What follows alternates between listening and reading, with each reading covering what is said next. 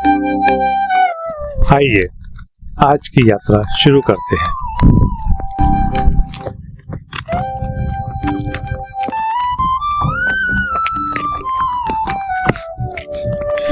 नवचेतनवाद, एक नई दृष्टि, एक नई दिशा। आपका स्वागत है इस यात्रा में। मानव सभ्यता की सबसे बड़ी खोज धर्म है और सबसे बड़ा आविष्कार भी। यह कोई एक देश, एक काल या एक संस्कृति की कथा नहीं, यह समूचे विश्व की कहानी है। एक ऐसी कहानी जिसमें सत्ता, पूंजी और धर्म ने मिलकर ईश्वर को भी एक सामाजिक संरचना में बांध दिया है। सत्ताधारी अधिकारों के साथ जन्म लेते हैं, पूंजीपति संसाधनों के बल पर व्यवस्था को नियंत्रित करते हैं और धर्म गुरु अपने सिद्धांतों से जनमानस को दिशा देते हैं।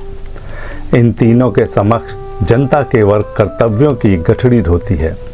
न तो उसे प्रश्न करने की स्वतंत्रता है, न ही सृजन की।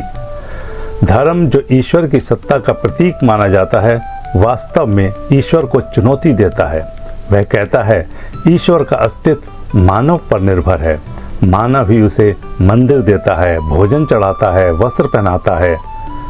पशु पक्षी जीव जंतु ईश्वर के अधीन हैं अपने जीवन और आहार के लिए, परंतु स्वयं ईश्वर मानव के अधीन है अपने अस्तित्व के लिए।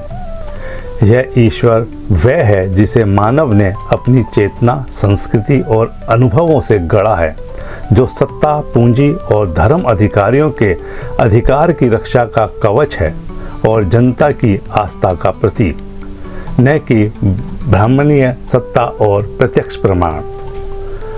यह एक विचित्र लेकिन यथापूर्ण स्थिति है। यहाँ ईश्वर जनता, पशु पक्षी सभी सत्ता, धर्म और पूंजी के समक्ष नतमस्तक है।